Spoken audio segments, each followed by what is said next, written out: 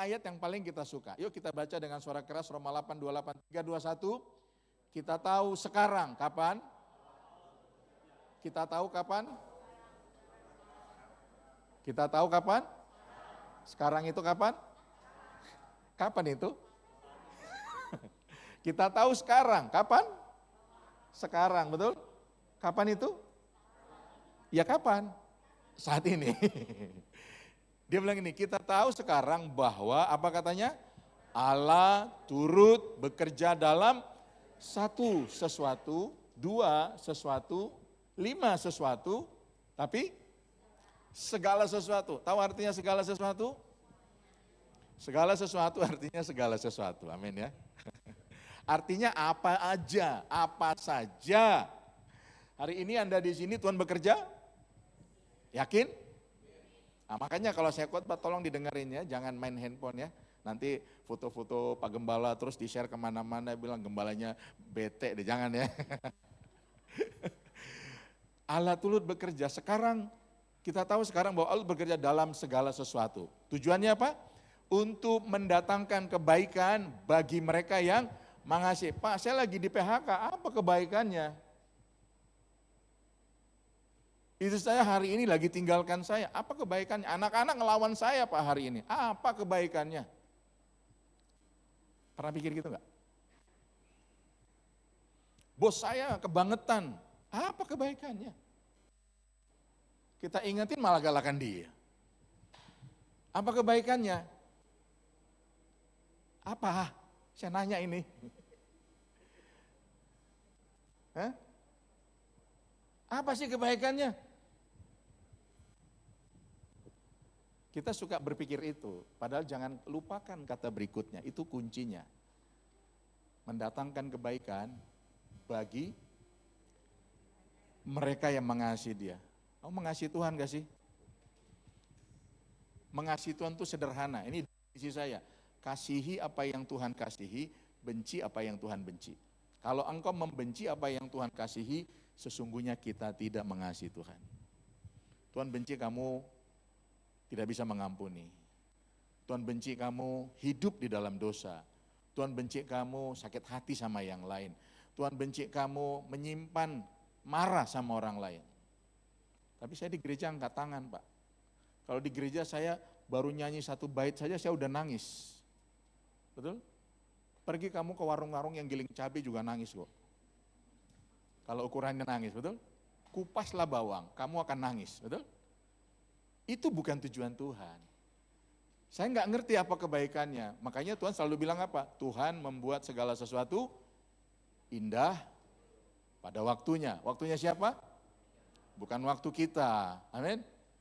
Saya ingat dulu nih miskin, bukan cuma miskin ya, susah, makan aja susah loh. Menemukan makanan lauk ayam itu anugerah buat saya Pak. Karena kami 6 orang, anak 6, mama cuman pegawai negeri, dan setiap hari makanan paling mewah itu kalau bisa potong ayam. Karena hari biasanya kalau enggak ikan asin, kalau enggak makanan-makanan yang bisa dibagi bersama. Bertahun-tahun itu, sampai saya kuliah di Depok, saya baru belajar, karena ada uang dari orang tua untuk kiriman tiap bulan, saya baru belajar untuk makan ayam. Nikmat sekali. Karena enggak harus berbagi. Dulu kalau makan ayam harus berbagi. Dan orang tua nasihatin begini, abang harus ngalah. Jadi seumur hidup saya ngalah terus. Saya mau paha buat adik. Atau dada buat bapak. Gideon ati ampla. Makanya dari dulu saya suka ati ampla. Itu anugerah. Bertahun-tahun. Teman saya dari kecil makanannya mewah. Terbiasa makan spaghetti, steak, itu ya, steak domba, steak sapi, steak ayam, steak biliar juga dia makan ya. Tapi tanpa kita sadar, waktu kita bertumbuh, saya nggak mudah untuk sakit. Karena terbiasa makanan-makanan yang susah. Orang-orang yang nikmat makanannya, saya lihat mereka gampang sakit loh. Saya percaya gini, Tuhan dari dulu kan makanan saya nggak aneh-aneh. Kalau saya harus sehat, saya percaya karena dulu ada proses yang saya nggak suka, tapi ternyata mendatangkan kebaikan tuh. Kami cek dong, general check up, Valen, sang dokter, ya, Riko, Riko, sang bos di perusahaan. Mereka berpikir saya lah akan banyak penyakitnya. Tapi waktu dicek, saya lah yang paling sehat. Sampai dokternya bilang, ini enggak ketuker nih. Karena saya ingat dulu, jadi kita dulu susah, jangan pernah sepelekan itu. Pasti ada yang Tuhan kerjakan tanpa kita sadari. Amin.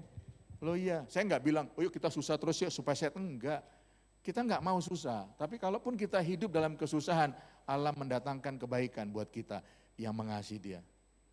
Amin. Oh hari ini Pak gaji pas-pasan, kerja pas-pasan, bersukacitalah. Pasti ada kebaikan Tuhan. Minimal apa? Terlatih menahan rasa lapar. Amin. Kamu gak akan pernah terlatih menahan rasa lapar, kecuali kamu gak ada yang dimakan.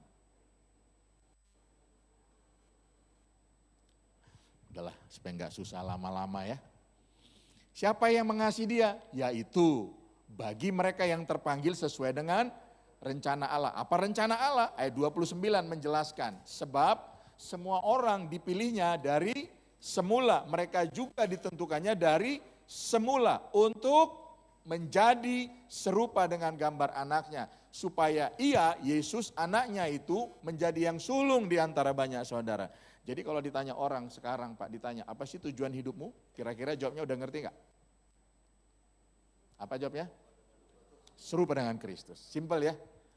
Orang kalau serupa dengan Kristus pasti sukses. Enggak amin kayaknya. Orang kalau serupa dengan Kristus pasti jadi berhasil. Makanya ini loh, menjadi orang sukses itu pasti. Tapi menjadi orang gagal itu pilihan. Kenapa bisa terjadi? Enggak memilih hidup serupa dengan Kristus. Amin. Makanya Kejadian 1 ayat 28, Tuhan bilang apa? Allah memberkati mereka. Ayat itu ditulis, kita belum bikin apa-apa sejak semula, kita belum melakukan apa-apa sejak semula, Tuhan sudah berkati kita loh. Makanya gini, dalam dirimu ada potensi. Kamu gak usah cari kerja, biarkan kerjaan yang cari kamu. Tugasmu adalah bangun potensi yang ada di dalammu, maka orang akan cari kamu. Gak amin kayaknya ya. Capek kali khotbah di sini. Semua orang sadar ada potensi dalam dirinya. Kebodohan kita adalah begini, kita sudah punya potensi, tapi kita mencari potensi-potensi di luar sana. Jangan dong, bangun yang di dalam kita. Saya nggak percaya orang terlahir tanpa potensi, semua ada potensi. Yang membedakan adalah begini, ada yang sadar potensinya, ada yang nggak sadar potensinya. Dan yang sadar mendiamkannya saja. Harusnya kalau kita sadar, bangun dong. Itu gunanya kita sekolah. Sekolah bukan supaya sukses, sekolah supaya kita bangun apa yang ada di dalam kita. Amin. Sekolah musik bukan supaya pintar main musik, banyak yang pintar main musik di luar sana.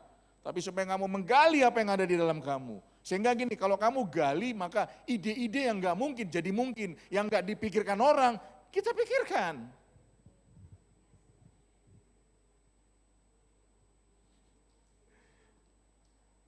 Amin. Jadi jangan malas gitu. Makanya kalau pemalas Alkitab bilang apa? Kalau ada pemalas, pesan Tuhan cuma satu, belajar dari semut. Hai pemalas, belajar dari semut. Pernah nggak lihat semut tuh duduk-duduk aja nggak ngapa-ngapain? Semuanya bergerak, betul ya? Nggak ada yang diam-diam gitu. Lalu semut itu duduk di kursi yang enak sambil minum kopi sepanjang hidupnya, nggak ada. Saya lihat mereka selalu bergerak, bekerja, dan salah satu ciri dari semut suka bekerja. Jangan nganggur. Jangan bikin sia-sia Tuhan bikin kamu di muka bumi. Bu Helen itu suka bikin kue. Dan kalau kamu makan kuenya, rotinya, kamu langsung bisa melihat malaikat turun dari sorga. Loh iya, menikmati. Makanya kalau nanti Bu Helen kirim kue ke saya telepon datang ke rumahnya, banyak sekali. Senang makannya, amin. Dan yang paling asik gak bayar. Karena dia gak mau dibayar. Apa potensimu? Makanya kita akan menggalakkan lagi karunia yang kita kemarin tes itu. Kita gereja tugasnya menggali semua potensi-potensi yang tersembunyi, yang mungkin kamu sendiri gak tahu. Amin. Kalau kita sampai hari ini masih ada, pasti ada maksud Tuhan. Kenapa? Ayo bangkitkan potensi itu. Keserupaan dengan Kristus adalah gini, kita menjadi serupa dengan, nggak ada pilihan lain. Dulu saya pengen jadi sarjana, kuliah di UI supaya saya nanti kalau kerja saya hebat, gaji saya gede. Enggak. Itu semua akan hilang kok. Dan kita nggak bisa wariskan. Tapi waktu saya berjuang untuk menjadi serupa dengan Kristus, memang nggak mudah. Tapi justru itulah warisan yang saya bisa tinggalkan. Amin. Ayo bilang kiri kananmu, jangan lupa harus jadi serupa dengan Kristus. Nah, pertanyaan gini, menjadi serupa dengan Kristus dalam hal apa sih? Oh, dalam kemuliaannya, kita suka sekali ayat ini. 2 Korintus 3:18, dan kita semua mencerminkan kemuliaan Tuhan. Keren ya. Jadi kita ini mencerminkan kemuliaan Tuhan. Jadi orang kalau lihat kita, lihat apa? Lihat kemuliaan Tuhan, keren gak tuh? Halo? Kira-kira orang kalau lihat kamu, orang lihat kemuliaan Tuhan gak? Atau melihat kemuliaan hantu? Tuhan ya. Dari mana mereka melihat kemuliaan Tuhan? Waktu dia lihat kamu, kemudian lihat firman, dia baca firman, ini mirip ya kayak orang yang kemarin gue ketemu, kan gitu harusnya ya. Bukan rupanya, bukan tampangnya, bukan cara bicaranya, tapi waktu kita bicara, waktu kita bertindak, waktu kita berkata-kata, mereka baca Alkitab, dia bilang, ini mirip loh kayak orang yang ketemu kemarin, sama seperti di Alkitab. Itu baru, kemuliaan Tuhan itu dilihat orang. Tapi waktu dilihat kita, dibandingkan sama firman, kok beda ya? Berarti kemarin bukan kemuliaan Tuhan, itu kemuliaan hantu yang datang. Tragedi itu. Dan itu perjuangan kita setiap hari loh. Kita suka nih. Dan karena kemuliaan itu datangnya dari Tuhan yang adalah roh, maka kita diubah menjadi serupa dengan gambarnya dalam kemuliaan yang semakin besar. Waduh, ini suka sekali saya ini. Kita semua suka ya. Bayangkan setiap orang lihat saya, lihat kemuliaan Tuhan. Bagaimana mungkin orang kalau sakit gak sembuh? Betul? Bagaimana mungkin orang yang little lesu tidak punya gairah? Karena waktu dia lihat saya, lihat kemuliaan Tuhan. Ya, sebenarnya ini sebuah perjalanan. Kita senang yang ini. Tapi jangan lupakan juga yang ini. Menjadi serupa dengan Kristus dalam hal apa? Yuk baca bersama 1 Petrus 2:21, 3:21. Sebab untuk itulah kamu dipanggil, karena Kristus pun telah menderita untuk kamu dan telah meninggalkan teladan bagi kamu, supaya kamu mengikuti jejaknya.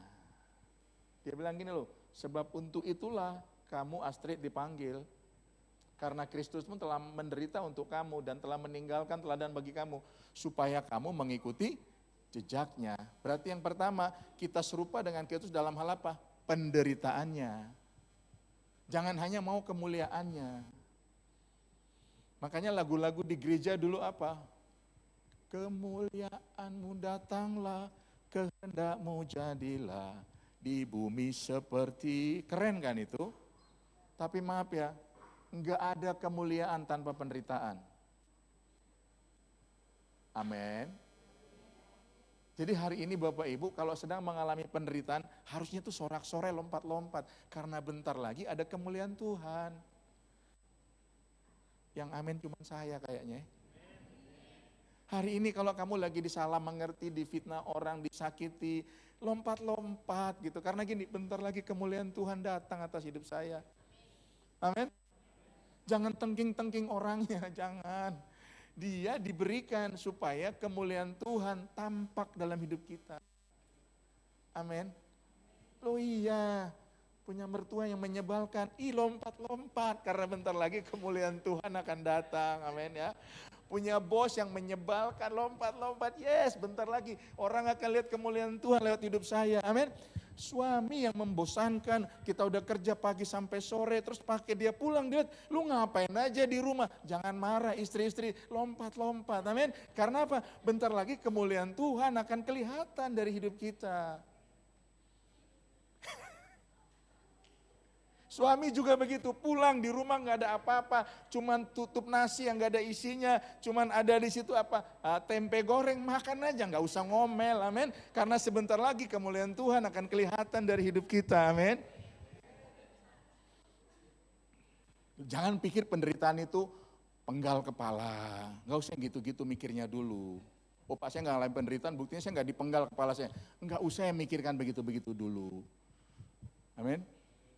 Punya anak nggak ngunjungin orang tua, itu bikin sakit loh. Tapi nggak usah ngomel. Udah gue capek-capek lahirkan, mau mati, ngargain juga nggak usah. Karena sebentar lagi Tuhan menyatakan kemuliaan buat kita. Amin. Dan waktu kamu pergi ke tempat lain, orang-orang yang seperti kamu bilang, aku heran ya lihat kamu ya, anakmu tuh gak selalu baik sama kamu, kenapa kamu suka cita terus? Karena saya ngerti, penderitaan yang saya alami itu mengajar saya untuk menjadi serupa dengan Kristus. Jadi kalau kamu tolak penderitaan, percayalah, gak ada yang akan dibentuk dalam kita. Amin. Jadi kalau hari ini punya orang tua, punya suami, punya anak, punya teman yang menyebalkan, bilang sama Tuhan, terima kasih ya Tuhan orang-orang seperti itu. Amin ya. Kau tengking dia makin dekat sama kamu. Percayalah. Kamu doakan dia supaya nggak ada lagi, makin banyak orang-orang seperti itu datang dalam hidupmu. Amin. Kalau saya disuruh tengking-tengkingnya jemaat-jemaat ini, makin banyak jemaatnya. Amin. Satu kali saya lagi training mereka tuh gembala-gembala, dengan gelarnya master teologi, ada yang doktor, terus kita belajar simulasi, menggali orang lain gitu. Nah setelah selesai, dia tanya sama saya dan bilang gini, Pak, Bapak belajar di mana ya? Sampai bisa menemukan hal tersembunyi gitu. Saya juga baru kepikiran, belajar di mana? Kayaknya enggak ya. Saya enggak sekolah khusus untuk konselingin orang, enggak. Tapi ternyata pengalaman-pengalaman penderitaan dengan orang-orang, itu ternyata gini, menemukan hikmat-hikmat baru dalam kehidupan. Paling bodoh adalah begini, banyak penderitaan, banyak masalah, banyak aniaya, tapi kita nggak pernah menemukan pembelajaran yang paling penting buat hidup kita, itu adalah kesia-siaan. Belajarlah sesuatu dari setiap penderitaan yang ada. Makanya Yakobus bilang begini, ayat yang udah nggak asing lagi kan. Saudara-saudaraku, baca yuk sama-sama, 3, 2, 1. Saudara-saudaraku apa? Anggaplah suatu kebahagiaan apabila kamu jatuh ke dalam berbagai-bagai pencobaan. Kontradiktif gak sih? Sementara dua bapak kami bilang apa? Jauhkanlah kami dari pencobaan. Paulus bilang, anggaplah suatu kebahagiaan apabila kamu jatuh ke dalam berbagai-bagai pencobaan. Amin. Ingat ya, pencobaan yang di doa bapak kami itu, yang Tuhan bilang ini, jauhkanlah kami dari pencobaan, itu pencobaan yang terjadi karena kita enggak mengampuni orang lain. Betul ya, doa bapak kami apa katanya? Ampunilah kami seperti kami mengampuni kesalahan orang lain. Baru, dan jauhkanlah kami dari segala pencobaan. Pencobaan yang terjadi di situ adalah gini, akibat kita enggak bisa mengampuni orang lain. Tapi pencobaan di sini itu berbeda. Pencobaan di sini disebut ujian. Temptation. Makanya dia bilang gini, anggaplah suatu kebahagiaan apabila kamu jatuh ke dalam berbagai-bagai pencobaan, ujian hati, betul? Ujian apa lagi? Ujian respon kita, betul? Ujian apa nak? Ujian pikiran kita supaya tidak berasumsi, betul? Nah ternyata kata pencobaan di situ dalam bahasa aslinya disebut perasmos. Perasmos itu begini, diuji supaya kelihatan apa yang ada di dalam kita. Diuji supaya muncul apa yang ada di dalam kita. Kita enggak pernah bisa memunculkan apa yang di dalam kita sampai ujian itu datang dalam hidup kita.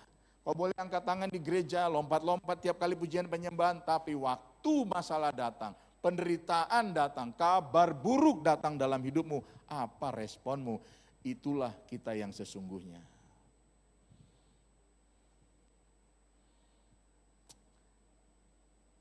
Kalau ada berita bilang begini,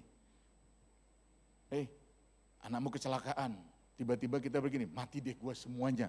Itulah kita sebenarnya. Tapi waktu terjadi, anakmu kecelakaan, tapi yang keluar dari mulut begini, Tuhan tolong. Itulah sebenarnya hidupmu, selalu mengandalkan Tuhan. Berapa banyak dari kita, setiap kali ada respon, berita yang datang, berita yang buruk. Coba perhatikan apa yang keluar dari mulut kita. Karena apa yang keluar dari mulut kita, apa yang kita keluarkan, itulah kita sesungguhnya. Dan itu nggak bisa kamu rekayasa. Kamu bilang nanti kalau ada berita burung, saya akan bilang haleluya, nggak bisa. Bilang darah Yesus, nggak bisa. Karena memang itu hidup yang harus dihidupi, baru akan muncul secara alamiah. Amin. Atau kamu didiagnosa penyakit yang berbahaya, kira-kira responmu apa? Oh, setelah diperiksa ternyata Bapak ini kena penyakit kanker. Kira-kira respon kita apa? Kita akan bilang gini, matilah saya berarti. Atau kita bilang, darah Yesus pasti menyembuhkan saya. Dua respon, tapi akan menghasilkan hasil yang berbeda. Dan respon itu tergantung apa yang ada di dalam kita. Amin. Itu nggak bisa direkayasa. Itu hanya terjadi kalau kita sering dan selalu terus menerus menaruh firman dalam hidup kita. Itu sebabnya, maka yang keluar juga firman Tuhan. Amin. Dan dikatakan begini, sebab kamu tahu ujian terhadap imanmu menghasilkan ketekunan. Kata ketekunan itu hipomone, berarti gini, endurance, ketahanan. Makanya kalau ujian datang bukan untuk menghancurkan kita, supaya kita punya kekuatan, daya tahan dalam hidup. Percayalah, orang yang mengalami penderitaan itu biasanya lebih beriman daripada nggak pernah mengalami penderitaan. Betul? Orang yang mengalami jatuh bangun dan sebagainya, semua dia hadapi. Lihat, biasanya dia lebih beriman, dia bisa cerita tentang Tuhan, betul? Daripada nggak pernah ngalamin apa-apa. Tanya sama dia, menurutmu Tuhan itu apa? Pasti bilang gini, juru selamat. Tapi kalau kamu bilang gini, menurutmu Tuhan, karena banyak penderitaan yang kamu hadapi, goncangan yang kamu hadapi, kamu akan bilang, Tuhan itu Allah yang setia loh. Saya bukti adalah Tuhan itu bisa dipercaya. Kenapa? Berkali-kali saya mau mati, Tuhan tolong saya. Berkali-kali saya harusnya nggak ada, Tuhan tolong saya. Berarti dia bisa dipercaya dengan janjinya. Harusnya kan itu ya. Sekali lagi please, menjadi serupa dengan Kristus, termasuk serupa dalam penderitaannya. Kalau engkau nggak sangkal dirimu, nggak pikul salibmu, setiap hari, dia bilang engkau nggak layak jadi pengikutku, engkau nggak layak jadi muridku. Kita senang disebut murid, tapi ternyata setiap kali penderitaan datang, bahaya datang, ancaman datang, kita nggak mau pikul salibnya. Amin. Bilang kiri kananmu lagi, kayaknya wajahmu agak berubah sekarang, bilang ya. Kita nggak akan khotbah bagaimana cara masuk surga, nggak ada ya. Kita akan bertahan di dunia ini sampai keserupan dengan Kristus terjadi secara nyata. Mau punya daya tahan? Sering-seringlah ngalami penderitaan. Amin. Tapi jangan cari penderitaan. Kayaknya saya mau punya daya tahan nih, saya cari ribut deh sama suami saya. Itu namanya goblok. Kamu nggak undang penderitaan, penderitaan datang sendiri kok. Betul? Waduh, kemarin saya tuh ngamuk di mobil. Rumah sakit Azra, saya mau makan di Trio karena di mana? Di pagi sore ada janji orang, jadi saya makannya di Trio. Itu ngantrinya banyak, panjang 3 mobil. Sementara mobil yang rumah sakit Azra juga mau keluar. Yang rumah sakit aja kelakson, tetot, yang depan gak bergerak. Sabar gitu. Nunggu ada mobil yang keluar, aduh itu hampir kali ada 5 menit. Saya udah tahan 2 kali, 3 kali, dia parkir. Yang di depannya tetap begitu. Ya sudah deh, saya pergi gitu ya. Saya putar, udah kasih sesen, saya klakson sekali, dia nggak lihat. Aku tuh karena mepet, saya minta dia maju dikit, terus saya bisa keluar, saya pergi gitu loh. Nggak mau juga. Nggak bergerak sama sekali, padahal dia bisa maju. Mulai dong, keluar lagi simbolonnya. Nggak mau lagi. Terakhir gue masa bodoh deh, gue lamain. Akhirnya dia maju, tapi dia maju buka kaca semua, ngomong pakai bahasa Surabaya, yang kotor itu. Maju dikit, saya masih bilang gitu, Pak maju dikit, tapi itu sekeluarga. Ya puji Tuhan, saya pikir tadi, lihat ini kan bapak, suaminya, istrinya, anaknya 2. Tapi yang perempuan, waduh saya membayangkan ke Esther loh. Betul. Untung dia udah bertobat, itu yang paling galak tuh yang perempuannya gitu. Ngomong pakai bahasa kotor madu orang Timur. Gak mungkin diucapkan di sini lah, ya toh. Terus dia bilang, maju dikit saya mau pergi gak parkir gitu. Dia mau, simbolonnya keluar. Teriak juga saya. Kenapa lu teriak-teriak? Gua cuman bilang, mau besok sedikit. Aduh, tuh. Tiba-tiba dia kasih, dia masuk, gitu. Saya tadinya mau turun loh. Dia belum tahu siapa saya. Lihat ya, bodohnya itu. Di dalam bilang, dia belum tahu siapa kamu. Emang siapa saya? Lo itu sempat gitu. Aduh, tiba-tiba Roh Kudus ingetin, ntar dia jemaatmu loh. Saya bersit, enggak, soalnya ibunya pakai ini kan. Enggak mungkin saya. Tapi hari itu saya sempat marah besar loh. Tapi kata-kata saya enggak mengeluarkan kata-kata, saya cuma tinggi gitu. Saya kan cuma mau bilang, saya mau belok. Udah kasih pelan-pelan dia nggak mau juga. Tapi itu perempuan, gua mau pakai bahasa Surabaya gitu. Jadi ingat George gitu. Sama Vini lagi ngomong, wah tak kunci kan dia, gitu. Andri sama itu, Lihat ya, untuk sesaat loh. Bisa ternyata tuh. Nah muncul apa dari situ? Oh, ternyata masih ada benih itu. Betul ya? Padahal saya udah waktu dia maju dikit Pak, saya mau belok, saya mau keluar nggak jadi. Wah dia masih teriak-teriak gitu. Saya mau, tuh. Gelap mata saya. Tapi untungnya kaca sini saya nggak buka. Jadi jemaat nggak ada yang lihat. Yang di sini doang. Tapi kan celakanya Tuhan lihat. Ya saya bilang, ampuni ya Tuhan. Harusnya kayak gitu abaikan saja. Sabar sedikit. Proses itu kan untuk membentuk saya. Makanya khotbah hari ini tuh gak mudah. Karena penderitaan yang saya alami, saya gagal loh. Tapi saya bilang, next kalau begitu. Saya kan termasuk kata orang tuh cukup sabar ya. Ternyata gak cukup sabar juga. Dedi mah sabar banget, sebenarnya gak sabar sekali gitu. Ada masa, ya puji Tuhan kata-katanya gak makian, gak hinaan, gak kotor gitu ya. Jadi itu perempuan saya bayangkan, mereka satu mobil bisa ngomong begitu, dengan ngomongan kasar gitu. Saya berpikir kayak apa keluarga ini ya. Bapak, mama, anak juga bisa ngomong kotor di dalam mobil. Bisa bayangkan gak sih apa yang ada dalam hidup mereka. Ya tapi itu urusan mereka lah. Kecuali mereka nanti bertobat terima Yesus baru kita ajarin kepada mereka ya. Gagal. Belajar apa dari situ? Yang paling penting kan gitu. Ternyata butuh sabar. Sabar itu gak enak loh. Amin. Sabar itu enggak enak. Saya enggak turun dari mobil terus bilang gini, Bapak Ibu, Yesus itu lemah lembut dan enggak. Saya ternyata masih manusia juga. Amin. Tapi memunculkan sesuatu di dalam saya. Saya ternyata paling tidak suka, pertama, kalau orang nadanya tinggi. Saya enggak suka, itu ternyata trauma saya dari bapak saya. Bapak saya tuh kalau manggil tuh enggak pernah pelan. Dia enggak pernah manggil saya gini, Manungkol gitu, kan saya kan dulu nama aslinya kan Manungkol ya. Dia nggak pernah panggil saya Manungkol nggak, Manungkol, itu serumah bangun gitu. Entah kenapa kalau orang Batak manggil tuh selalu tinggi gitu. Ya Roy, ya kan? Makanya yang heran tuh orang-orang Jawa gitu. Ya buat kami itu biasa. Ternyata gini, aku tuh trauma dengan kata-kata yang begitu.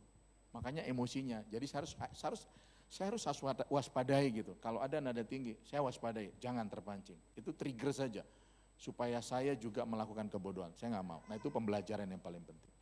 Dan ternyata saya nggak suka di klakson. Klakson saya nggak suka. Kalau ada yang klakson saya tuh, ini kenapa sih orang gitu. Dulu saya suka klaksonin orang, tapi begitu tahu orang yang sekarang klaksonin saya gitu. Kayaknya orang klakson tuh mau cari ribut aja, betul ya? Pikiran kita gitu. Satu kali Valen bilang sama saya, ini mau ngantar suka gue diklaksonin, terus gue klaksonin juga. Ya semua belajar, amin. Oke, yang kedua, makanya begini, respon kita terhadap penderitaan akan menunjukkan kualitas hidup kita sebagai orang percaya. Kita baca bersama-sama 3, 2, 1. Respon kita terhadap penderitaan menunjukkan kualitas hidup kita sebagai orang percaya. Ganti kata kita dengan saya yuk. 3, 2, 1. Respon saya terhadap penderitaan menunjukkan kualitas saya sebagai orang percaya. Sekali lagi 3, 2, 1. Respon saya terhadap penderitaan menunjukkan kualitas hidup saya sebagai orang percaya. Amin. Makanya belajarlah berespon dengan benar. Bukan benar atau salah, tapi respon. Situasi boleh salah, tapi respon harus benar. Amin.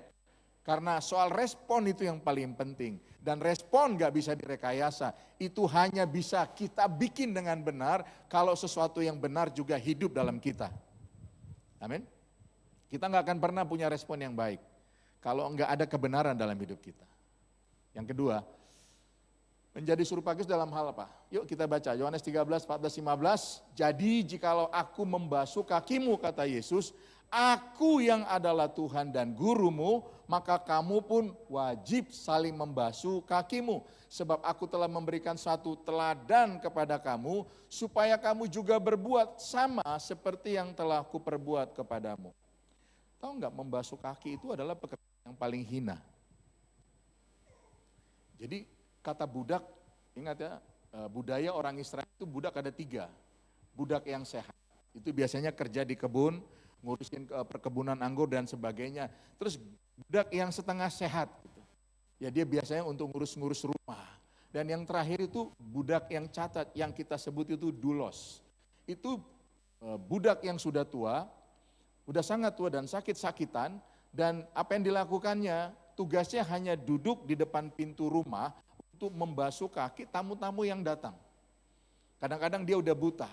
Dijual, budak itu dulu bisa dijual. Dijual udah gak mau ada yang beli, karena saking tuanya dan tidak bergunanya. Dan waktu Yesus bilang gini, dia mengambil rupa seorang hamba, itu yang disebut dulos. Budak yang seperti itu diambil sama Tuhan. Menghina. Dan pekerjaannya setiap hari adalah begini, karena di Israel itu kan tanah berdebu ya. Jadi setiap tamu yang datang biasanya kakinya berdebu. Itu sebabnya dia berdiri di depan pintu masuk, duduk di pintu masuk dengan gentong dan centong. Dan setiap orang yang datang dia harus basuh kakinya, buka kasutnya terus dibasuh, dikeringkan. Nah, dan kadang-kadang kalau nggak bersih dia juga bisa dimarahin, nggak apa-apa, dimarahin, diludahin, ditempeleng tuh nggak apa-apa. Lihat, itu yang Yesus ambil. Yesus mengambil itu. Dan dia bilang juga, kamu juga harus melakukan itu satu dengan yang lain. Belajar menjadi serupa dengan Kristus itu dalam hal melayaninya. Amin.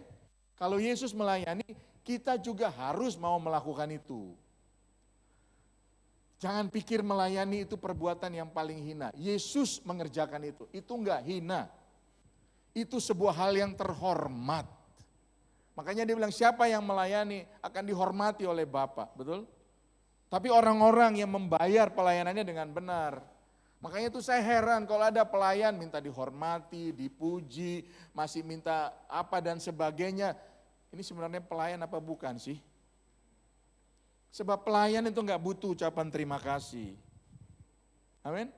Enggak ada budak habis basuh kakinya bilang terima kasih dong om, masa om enggak tahu diri saya udah basuh kakinya. Enggak, karena yang melakukannya juga udah enggak ada harganya lagi. Itu sebabnya kalau di sini kamu melayani, ayo melayani dengan hati yang benar. Kasih yang terbaik. Karena kita sedang belajar, lihat, Tuhan sudah berikan sebuah teladan. Kata teladan di situ bagus, hipodigma. Artinya apa? Bahasa lainnya gini, bayangan. Lebih tepatnya itu kopian. Pernah ke fotokopi? Pernah ya? Kalau yang sekarang udah gak ngerti, kalau yang dulu tuh fotokopi, apa yang dimasukkan itu sama seperti apa yang dikeluarkan. Kopian, tidak beda jauh. Jadi kalau Yesus sudah melayani dengan cara yang seperti itu, kita pun harus bikin yang seperti itu. Amin. Jangan minta pujian, jangan minta ucapan terima kasih. Dan kalau saya bicara pelayanan, itu bukan hanya di gereja. Waktu kamu pergi di kantor, di pekerjaan, di bisnis, kamu sedang melayani orang lain lewat pekerjaanmu. Tuhan bilang begini loh, teladan Yesus membasuh kaki mengajarkan kita tidak ada tugas yang terlalu rendah dan hina untuk dikerjakan. Jangan merasa hina loh, mungkin cuma jadi usher, mungkin waktu kamu ketemu orang, kamu nih bos di kantor, tapi yang kamu bawa minum, Pak silakan minum Pak. Itu bukan pekerjaan hina, itu teladan yang Yesus tunjukkan sama kita, betul? Enggak pernah dicatat di Alkitab. Tapi saya yakin, karena ini teladan, kira-kira Yesus kalau haus, Apakah dia perintahkan Petrus, Petrus tolong ambilkan saya air minum. Kira-kira gitu gak sih? Oh lapar nih, masak dulu. Saya yakin enggak? Karena dia bilang, anak manusia datang bukan untuk dilayani, tapi untuk melayani. Saya yakin sekali, dia enggak akan begitu. Kalau dia begitu, berarti dia melanggar firman-Nya sendiri. Ayo, menjadi serupa dengan Kristus, itu gaya kita, saling melayani satu dengan yang lain. Ada orang datang, Pak minum Pak, silakan Pak, betul? Mari silakan Bu, kita semua saling melayani. Bahasa untuk melayani Tuhan sebenarnya juga kurang tepat ya. Karena firman-Nya bilang begini, anak manusia datang bukan untuk dilayani tapi untuk melayani. Makanya agak lucu ya, kita melayani Tuhan sementara Tuhan aja gak mau dilayani. Yang benar adalah gini, kita bersama-sama melayani orang lain seperti gayanya Kristus, itu harusnya benar. Jadi kalau kita di sini, kita bukan melayani Tuhan, kita bersama Kristus layani satu dengan yang lain. Supaya waktu kita melayani orang lain, mereka bisa melihat Kristus dari setiap pelayanan kita. Matius 20:26, tidaklah demikian di antara kamu, barang siapa ingin menjadi besar di antara kamu, hendaklah ia menjadi pelayanmu. Ternyata kau mau jadi besar, jadi pelayan. Dan barang siapa ingin menjadi terkemuka di antara kamu, hendaklah ia menjadi hambamu. Dunia berbeda, betul? Kalau mau hebat, jadi bos. Makanya Yesus datang mengguncangkan prinsip-prinsip dunia, membalikkan prinsip-prinsip dunia. Betul ya? Oh kalau mau jadi terhebat, jadi orang terbesar. Enggak. Tapi jadi orang pelayan. Saya hari ini melihat ya gereja itu kalah sama BCA.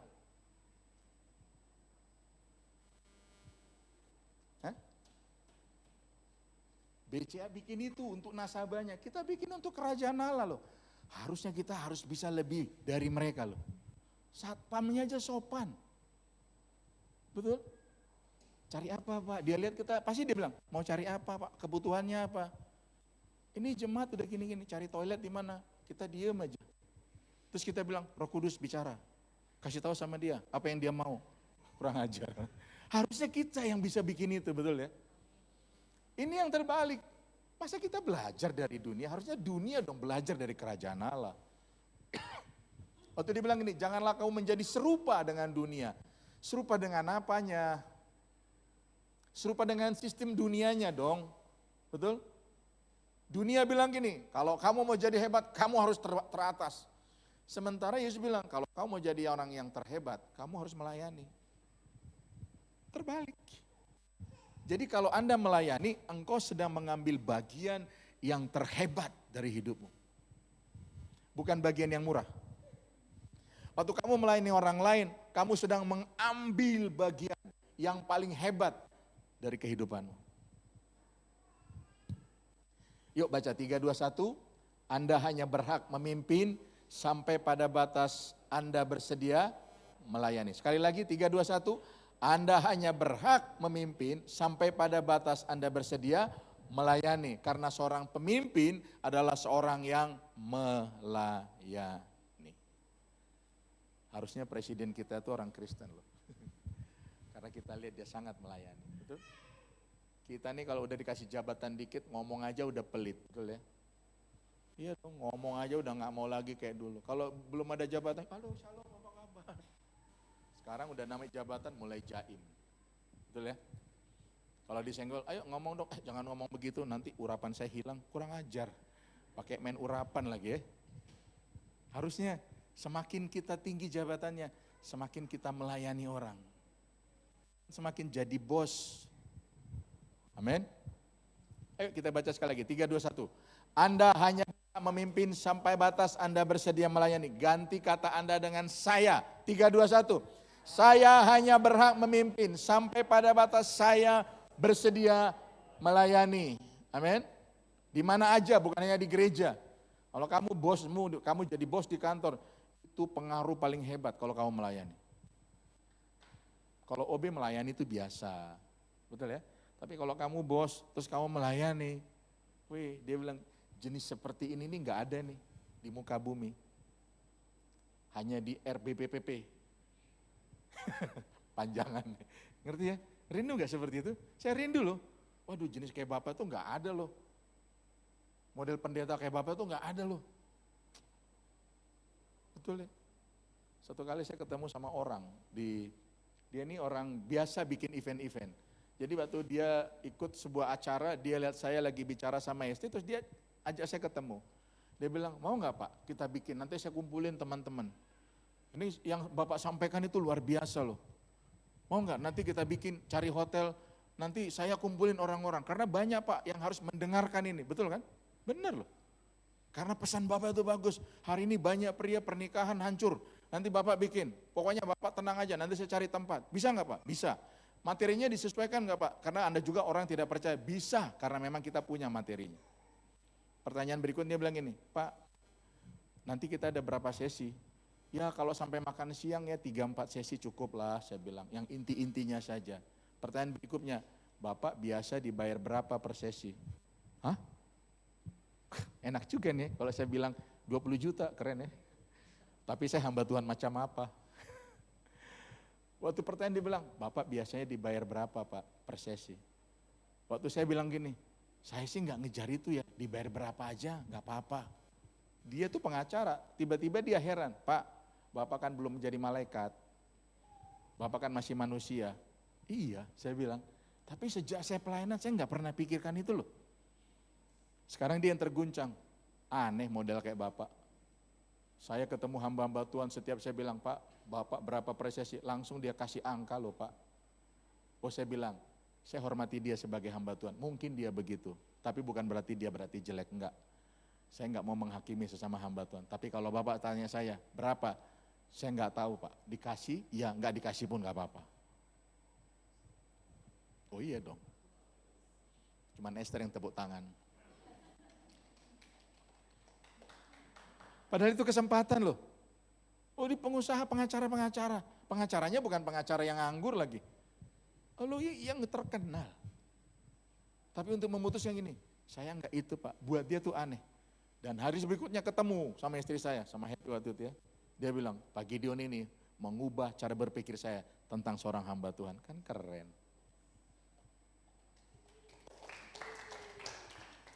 Cobalah kalau tepuk tangan yang tulus ya. Jangan setengah tulus lah ya. Berhenti enggak di situ? Enggak lah. Saya rindu juga orang-orang yang di sini yang pelayanan harus punya begitu dong. Amin. Berkat saya datang dari Tuhan, bukan dari pelayanan. Kalaupun saya terima dari pelayanan, itu cara Tuhan saja, bukan cara saya. Itu sebabnya saya enggak punya IG tentang siapa saya, kartu nama tentang siapa saya. Percayalah enggak ada itu. Enggak posting-posting saya lagi pelayanan di sini, enggak ada. Saya hari ini sedang ada seminar di Bekasi, enggak usah pakai flyer-flyer gitu kasih tahu, oh saya lagi di sini, enggak usah. Sebab promosi datang dari Tuhan, bukan dari manusia. Amin. Ampuni mereka Tuhan. Karena tujuan akhir pelayanan adalah gini, kita harus serupa dengan Yesus. Yesus waktu melayani cari-cari sesuatu enggak buat hidupnya? Enggak loh. Tapi dia hanya cuma punya mimpi gini, berapa banyak yang saya bisa bangun buat orang lain. Apa yang saya bisa bikin buat orang lain. Pelayanan bukan apa yang gereja kasih buat saya, tapi apa yang saya bikin buat orang lain, itu yang namanya pelayanan. Ingat ya, tujuan akhir, pelayanan apapun yang kamu kerjakan, harus serupa dengan Kristus. Yang ketiga, dialah yang kami beritakan, apabila tiap-tiap orang kami nasihati. Dan tiap-tiap orang kami ajari dengan segala hikmat untuk memimpin tiap-tiap orang kepada kesempurnaan dalam Kristus. Menjadi serupa dengan Yesus dalam hal apa lagi? Yang ketiga itu dalam memuridkan. Yesus itu muridkan orang gak sih? Berarti kita juga harus muridkan orang. Bukan sekedar amanat agung. Ini perkataan Paulus loh ini. Dialah yang kami beritakan. Oh ini Kolose, nanti Kolose 1 ayat 26, 27, 28. Dialah yang kami beritakan. Dialah itu siapa? Ayat 27 menjelaskan. Kepada mereka Allah mau memberitakan betapa kaya dan mulianya rahasia itu di antara bangsa-bangsa lain. Yaitu Kristus ada di tengah-tengah kamu. Kristus yang adalah pengharapan akan kemuliaan. Itu kalau bahasa Indonesia bilangnya Kristus ada di tengah-tengah kamu. Tapi kalau dalam terjemahan bahasa Inggris bilang Christ in you, bukan di tengah-tengah kamu, tapi di dalam kamu. Itulah yang kamu ceritakan kalau kamu nasihatin orang, kamu ngajarin orang, kamu memimpin orang, yang kamu harus kasih tahu Kristus yang ada di dalam kamu. Amin. Bukan betapa hebatnya kamu mengajar.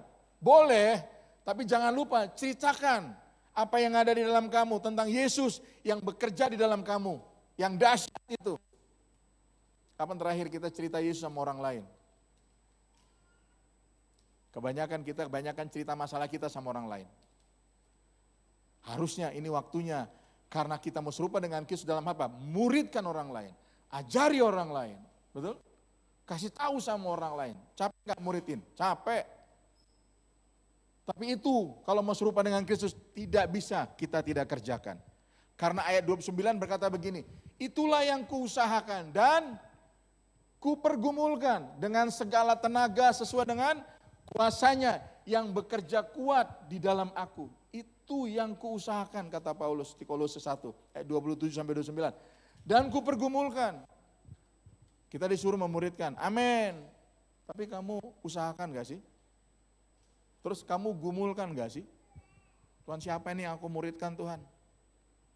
Kita hanya iya tapi gak bikin. Kita udah pemuridan hampir 5 tahun. Tapi belum banyak orang yang memuridkan. Harusnya dalam doamu bilang, Tuhan pertemukan saya dengan satu orang yang saya bisa ngajar dia, muridkan dia. Tentang ini, siapa Yesus, tentang tiap-tiap waktu nasehatin, waktu saya beritakan, memimpin orang, aku mau cerita tentang Yesus gitu loh. Padahal banyak sarananya enggak? Banyak. Apa? Pekerjaanmu, apa? Bisnismu, apa? Pelayananmu. Itu sarana untuk kamu memuridkan orang lain. Jangan pikir karyawan yang ada padamu itu kebetulan, Tuhan yang kirim dia itu buat kamu. Supaya kamu bisa nasihati dia. Jangan pikir kamu kerja di perusahaan itu kebetulan, Tuhan yang kirim kamu ke sana. Supaya orang-orang yang di sana kamu bisa muridkan.